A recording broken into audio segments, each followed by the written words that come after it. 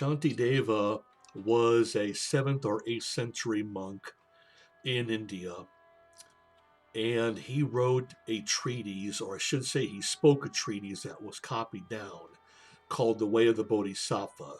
There's many ways to interpret the actual title of the teaching. It also can be translated as endeavoring to go upon the path of the awakening mind, or of Bodhicitta, and the being that endeavors to walk this path, which is a bodhisattva. Bodhisattva is a term denoted for someone who's awakening themselves for the benefit of all sentient beings in the universe. Shantideva was an interesting monk, as he kept to himself, was very quiet, and many of the other monks gave a very negative opinion of him, saying that all he did was sleep, eat, and defecate. And they set up a teaching podium for him to give a recitation, thinking they would embarrass him, but what he recited was the most beautiful of all Buddhist texts that we have in modern history.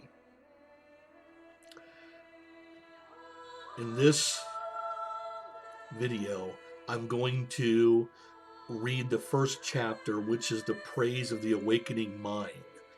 And in it, Shantideva gives reasonings why awakening bodhicitta, or the mind that is set to awaken for the benefit of all beings, is so important, and praising it. Praise of the awakening mind. In adoration, I make obeisance to the Sagatas and their sons, and to the bodies of Dharma, and to all those worthy of praise. In brief, and in accordance with Scripture, I shall describe the undertaking of the observance of the sons of the Sagatas. Nothing new will be said here, nor have I any skill in composition. Therefore, I do not imagine that I can benefit others. I have done this to perfume my own mind. While doing this, the surge of my inspiration to cultivate what is skillfully increase. Moreover, should another of the very same humors as me also look at this, then he too may benefit from it. This opportune moment is extremely hard to meet. Once met, it yields the welfare of mankind. If the advantage is neglected now, how will this meeting come again? At night, in darkness thick, with clouds of lightning flashes giving a moment's brightness, so sometimes by the power of the Buddha, the mind of the world might for a moment turn to acts of merit. This being so, the power of good is always weak, while the power of evil is vast and terrible. What other good could conquer that? Or there not the perfect awakened mind? This is the benefit seen by the lords of the Sagatas, meditating for many eons, whereby deep-welling happiness elates immeasurable masses of beings through happiness alone.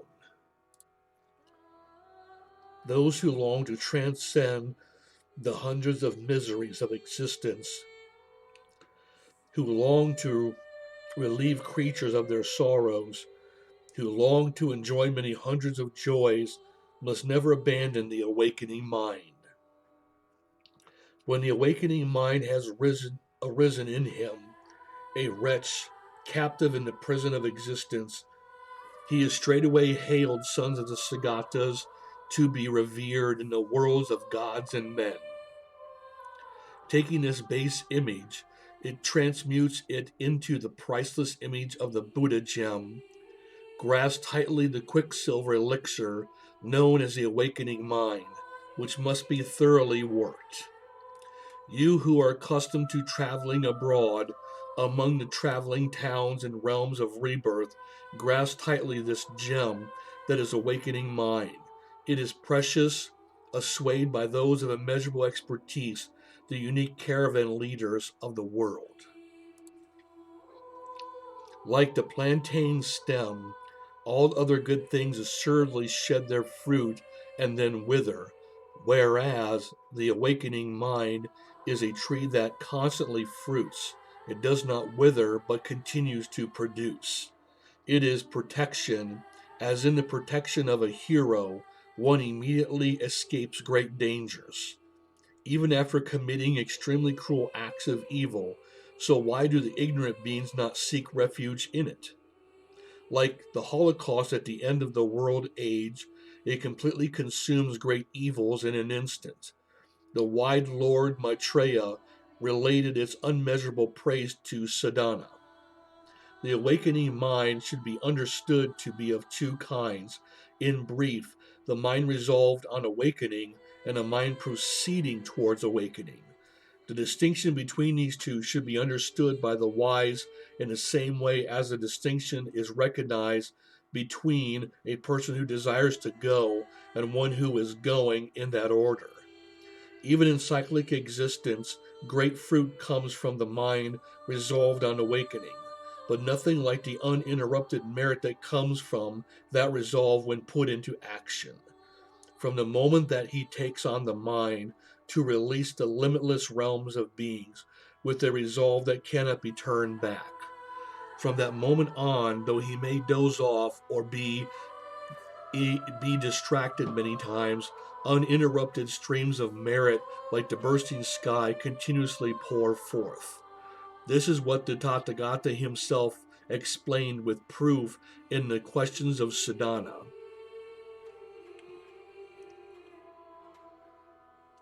For the benefit of beings who are disposed towards the inferior path. Immeasurable merit took hold in the well-intentioned person who thought, let me dispel the headaches of beings. What then of the person who longs to remove the unequaled agony of every single being and make their virtue infinite, whose mother or father ever has such a desire for their welfare as this? What deities or sages or Brahmas have it? Those beings do not conceive this desire before, even for their own sake, even in a dream. How could they have it for the sake of others? Such a being, unprecedented, an excellent jewel, in whom there is born a concern for the welfare of others, such as others have not even for themselves, how is he born? That jewel, the mind, which is the seed of pure happiness in the world, and the remedy for the suffering of the world, how it all can be its merit be measured. Worship of the Buddha is surpassed merely by the desire for the welfare of others. How much more so by the persistent effort for the complete happiness of every being. Hoping to escape suffering, it is to suffering that they run. In the desire for happiness out of delusion, they destroy their own happiness like an enemy. It satisfies with every happiness those starved for happiness, and cuts away oppressions from those oppressed in many ways. It also drives off delusion. How could there be a holy man its equal? How such a friend, or how such merit? Even if someone returns a favor, he is praised. What then can be said of the Bodhisattva who does good without obligation? People honor someone who gives alms to a few people, saying he does good, because he contemptuously supports their life and for half a day with a moment's gift of mere food.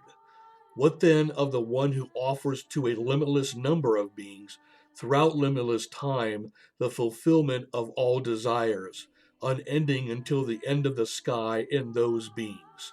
The protector has said that one who harbors in his heart a turbid thought against such a lord of gifts, a son of the conqueror, dwells in hells for eons as numerous as moments of that turbid thought.